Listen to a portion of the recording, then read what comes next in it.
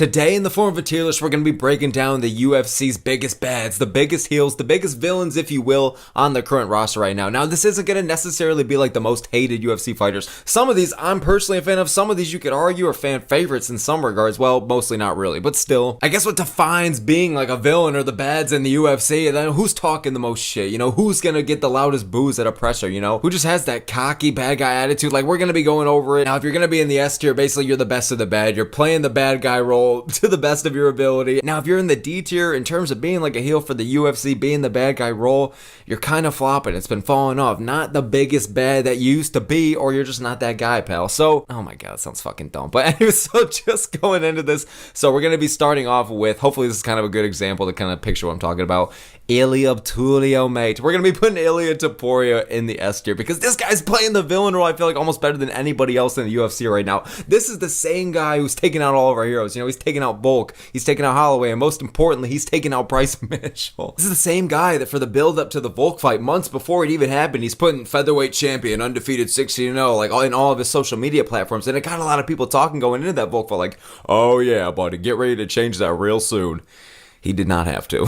This guy's taking the belt from Volk at the presser and all this shit. He straight up bullied Volk. Ilia Topuria, when you're looking at this guy, he has that evil fucking swagger to him. He's talking a bunch of shit, and he's able to back it up. He also, he's adding to the highlight reel. We basically have a Spanish Conor McGregor, except, I don't even want to make Conor McGregor comparisons because Conor was his own fucking thing, and I don't think there's ever going to necessarily be another one because we're dealing with, I guess I should word it this way, our first and only Ilia Topuria. This guy's trying to get out of here before 30. Which already doesn't make people like him. It's kind of hard to invest in a champion who, kind of wants to be one and done. Not that nobody doesn't want to see fighters, make it out healthy, make it out, scar-free. Like, that's not saying that these guys gotta fucking bash themselves, still brain damage for entertainment, you know what I mean? But, like, this guy, I feel like, has been pissing a lot of people off, whether it be knocking out your favorites, whether it be all the shit talk, whether it be the swagger, whether it be, I'm getting in, I'm getting the fuck out of here, like, whatever it is, I feel like this guy is kind of the face of being the villains of the UFC right now, and he's doing it very, very well. I'm gonna put him up in the S tier, and it's good for the division, to be honest. It's good to have a champion who has that swagger to him, who's able to talk that shit and back it up, because it makes you want to tune in, like, who's gonna be able to beat this guy? And if you're somebody that does hate Topuria, it's like even more, I feel like, I don't want to say of an interest, but a draw, you know what I mean? So it is what it is. So moving on, up next to Belal Muhammad. Hey, I'm the real champion, Khabib's ordering coffees on me in the gym, your hate just makes me stronger. Belal Muhammad, although he is, I would say, one of the villains of the UFC, I'm gonna put him in the D tier because I feel like it's more so just people get their hatred for Belal or their frustrations with this guy as champion or their frustrations of him being a decision machine. They mix that with, like, I don't know, I don't want to just call him a villain the same way Topuria is. So that for that regard, it's going to be D tier. Like, this guy tries to be the villain, and he tries to kind of, like, especially for the Leon Edwards fight, we did get to see a bit more of, like, or the second time, what I'm talking about, like, he did have a lot more of that aggressive edge. We saw, he was saying in interviews, like, nobody's made me this pissed off since Sean Brady, and look what I did to him. And it is true, like, two of Belal's best performances have been when he goes into it pissed off, because the Leon Edwards performance went out there and dominated, and the Sean Brady one as well. So, like, when you piss this guy off, he knows that it talks shit. Like, okay, he's not gonna swear, which is, like, that could be something that holds him back, because, like, what's this guy gonna say? Like, hey, I'm gonna go and fudge you up. Like, this guy literally says fudge on podcasts and shit. You know what, I'm not gonna judge, though, whatever. But still, like, in terms of being the big bad, it's not what Belal really is. Like, yeah, he's more so on, like, the villain side. He's feeding into it, your hate just makes me stronger, I love the booze. Like, this guy has no problem with going out there and being booed. He has no problem with being hated. And, like, honestly, like, the fact that he accepts it so much and it does feed him, like, it's kind of, it's respectable, you know what I mean? And technically, I'll put him under, like, that villain role because I feel like he's accepting into it. He knows he's not a fan favorite. He knows, like, going in, and especially even, like, the title shot, he knew that the UFC wasn't going to give him another one after that. Well, they hate him for different reasons, but you know what I'm saying. Or maybe the same as a lot of people, to be honest, but who the fuck knows? So, it's more so people hate him. It's just, like, the thing. It's just the thing to fucking hate Belal, so I'm just gonna be throwing him in the D tier. Doesn't have that much base as a heel, if that makes sense. But anyway, so moving on, up next to Jamahal Hill. I'm going to put Jamahal Hill in the B tier because, okay, this guy, all right, I understand that the salty allegations could get mixed with him being an actual villain, but this guy is playing the bad guy role well, okay? And you know what? It's easy to shit on Jamahal Hill. I understand that most people are not Jamahal Hill fans, but at the end of the day, it does make the matchup versus Prochka more interesting. It makes shit, the build-up to the Pereira fight more interesting. It makes his opponents and the build-up to it more interesting because although, Jamahal Hill, I'm sure half the time he's not intentionally talking shit to build up a fight. It's kind of just him either either being delusional or really just getting heated up and talking shit. But still, man, like, I'm gonna put this guy in the villain role, and I'm putting him in the B tier because he doesn't have just like that maximum villain fucking aura like a Topuria or other names I'm about to mention. But I do think that the way that he's able to talk shit and the way that he just kind of carries himself, you know, this guy knows that he's hated, but it kind of personally digs at him as well. Like, I don't know, like I said, it's hard to tell when Jamahal Hill's trying to just promote and when Jamahal Hill's genuinely just really fucking frustrated. Who knows? That could be all it fucking is, you know what I mean? And I gotta give it to Jamahal Hill. It's not easy to get flatlined by Alex Pereira and then go online and now you're talking shit about Roundtree and what was it, Prohajka for getting fucked up by Pereira, and Roundtree put up a good fight, but still, like, you gotta have balls to give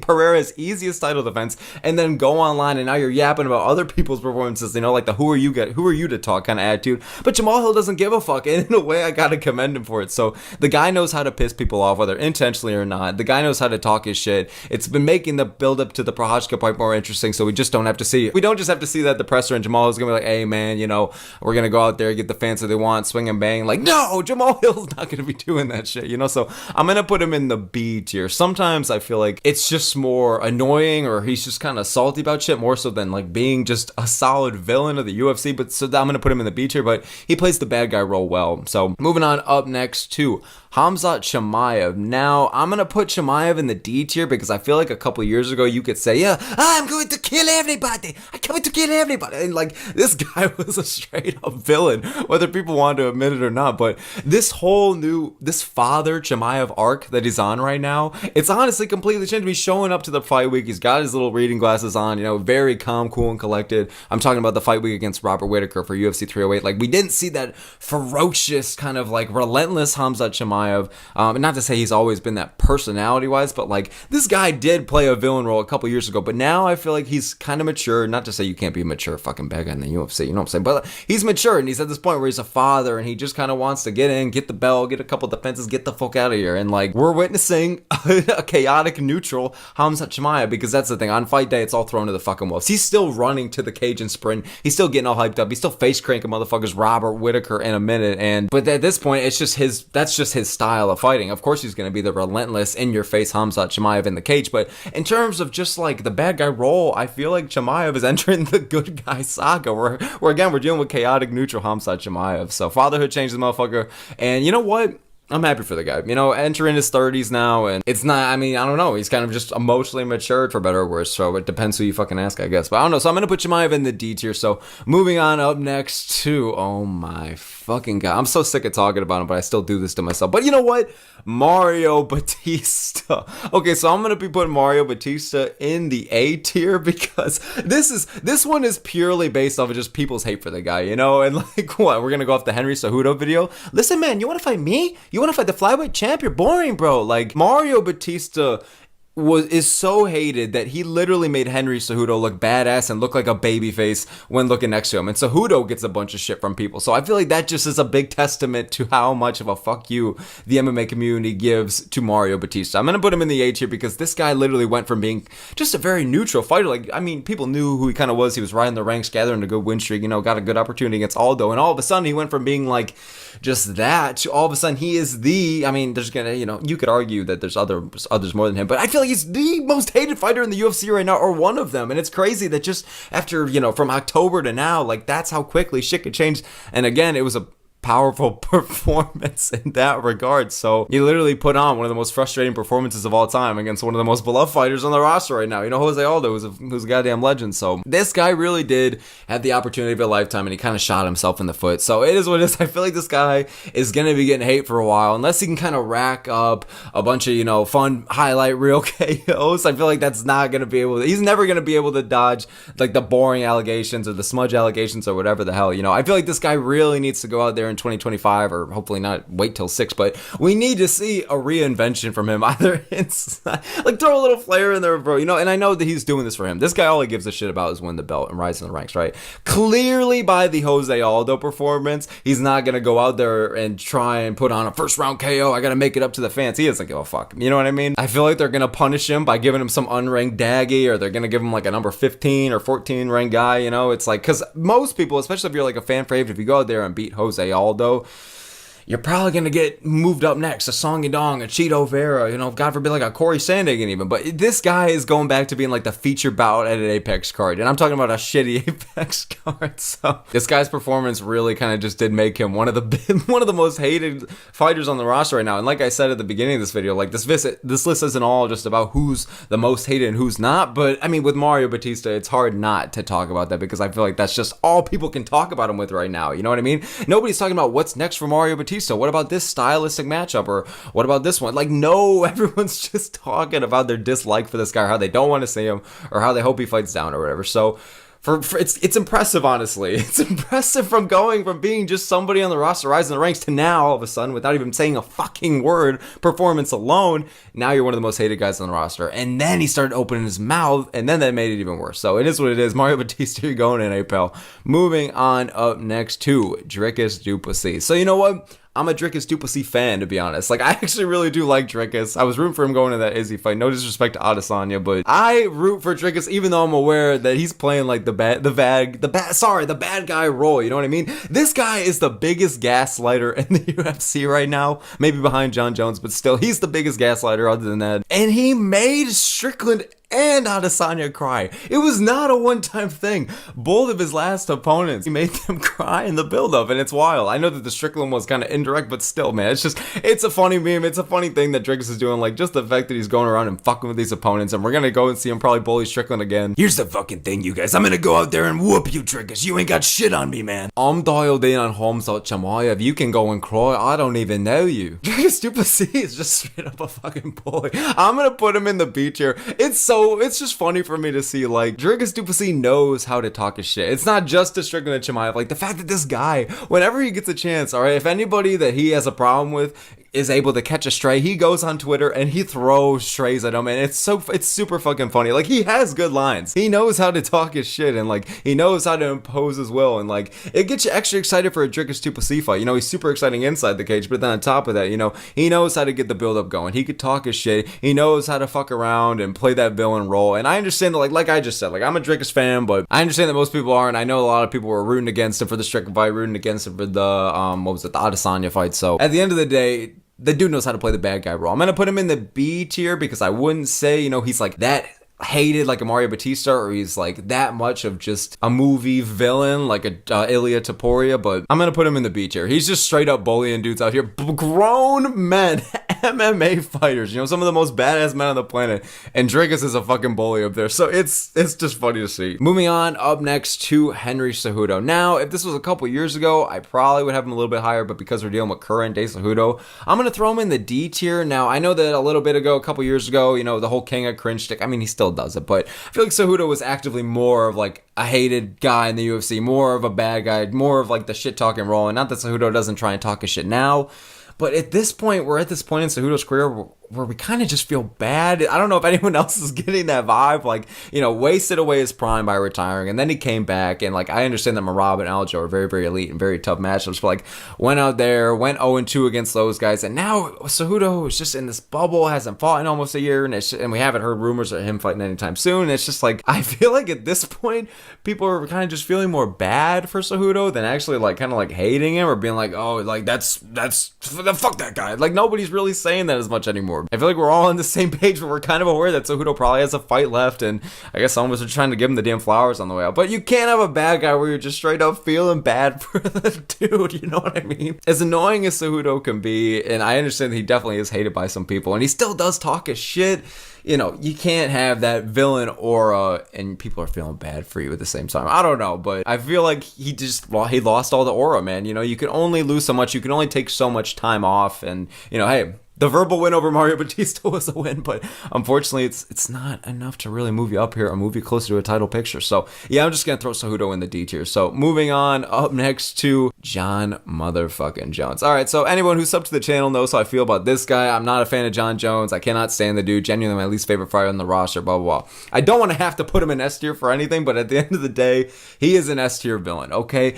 Jon Jones is so fucking good at gaslighting. He's so good at kind of just like manipulating, getting people oddly invested in his fights. Like, even going into like the Stipe Miocic fight, like, I genuinely just did not care about that fight. It was fucking, it didn't make any sense. It was garbage matchmaking, and we were all super frustrated. But at the end of the day, Jones is out here talking about, you guys are silly, man. I want Derek Lewis or Jamahal Hill next. He still finds ways to make you pissed and to get you talking about the shit he's saying. And like, it's genuinely, you can't tell if it's an act, because this guy's one of the highest fight IQs in the business, and you know, he's made himself up into a millionaire. He is a smart guy, so you have to think like, or sorry, you have to question half the time, like, is he fucking with us? Is he just trying to talk his shit and just get us so ramped up to tune in, or is he really just this fucking delusional? And the fact that I don't know the answer to that, and most people probably don't, it goes to say a lot. Like, Jon Jones, he knows what he's doing, or maybe he doesn't. Maybe he is just like this. Maybe he is just the Jon Jones that's out here like, and this is what's different, what I'm about to say about Jon Jones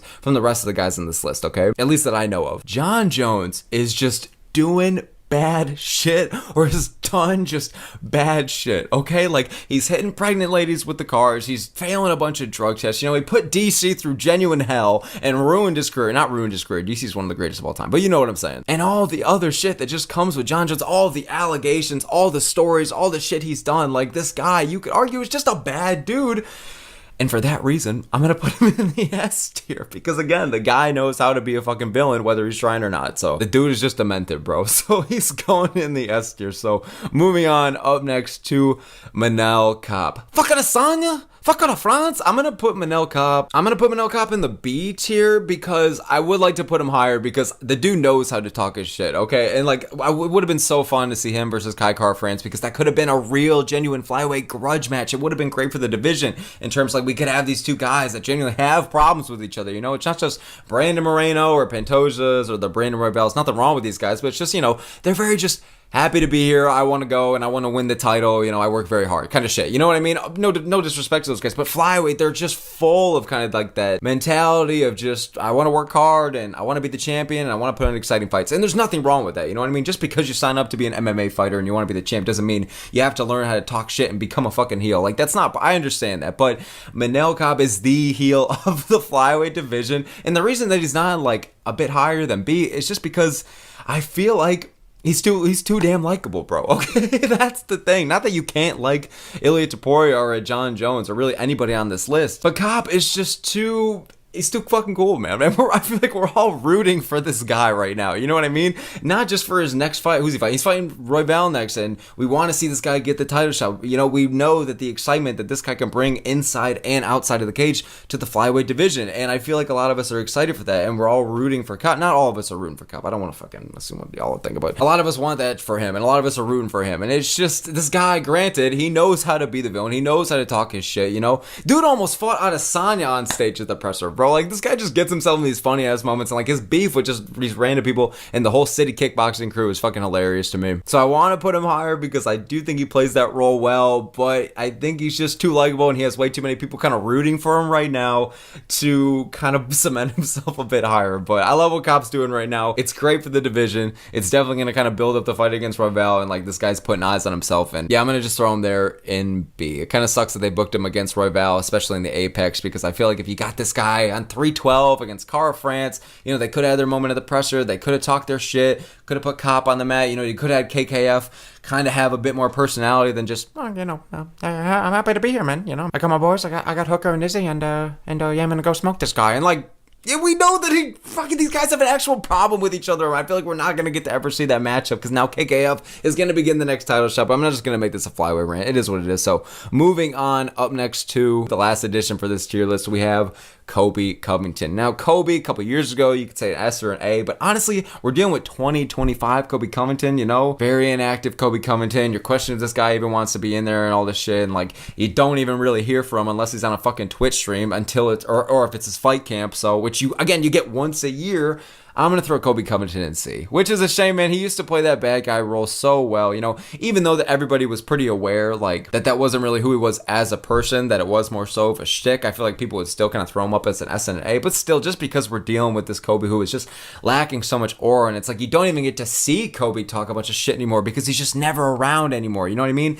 And even for the Joaquin Buckley buildup, like, I don't even think Covington really talked much of any shit in the build-up for that one. And it's not like he needs to do that every time. I feel like my theory of why he wasn't talking shit going into that fight at Tampa with Buckley is like, I feel like he kind of knew how much was on the line, and I feel like he knew that he really needed this win, so he was like, you know what, I've had my shit where I talked all my shit, and that probably helped sell fights, but this is the fight now where it's like, this isn't a pay-per-view or anything, it's just a fight night. I have to dial in, and I want to lock in on this opponent, and like, I really need this win. And so like, I wasn't really complaining like, oh, we need to say Covington to talk a bunch more shit. Like, again, I don't need this from any of these motherfuckers, but I'm just saying, like, he has no aura to him right now. And again, it's just been loss after loss. It's been inactivity after inactivity. And it's just like, you don't even get to see Covington really play that bad guy role anymore. And like, again, the 296 press conference, he's dressing up in like, what was it? That like old ass 4th of July goofy Halloween costume. And like, what are we doing here? If you gotta dress up, you know, to play yourself as this role, you know? Like, okay, the little wacko suits he had when he's going against, like, Usman and shit, that's one thing. But now we're just straight up wearing, like, the big poofy white wigs. Like, what are we doing here, Colby? So I feel like he's just kind of losing it in terms of kind of just the villain role and kind of just, like, inside the cage as well, man. It's just unfortunate to kind of just see, like, the fall off of Colby Covington because there was a lot of potential there. But it is what it is. So overall, this is going to be my tier list of all the fighters I think are the villains of the UFC right now. Let me know in the comments below what you guys think. Let me know where I was right. Let me know where I was fucking wrong. Just let me know your thoughts in general in the comments below. And again, thank you guys so very much for making it this far in the video. I appreciate y'all a lot for that. And thank you so very much for watching All the Smoke MMA. Appreciate you guys. Hope you have a good one. And I will see you all next time.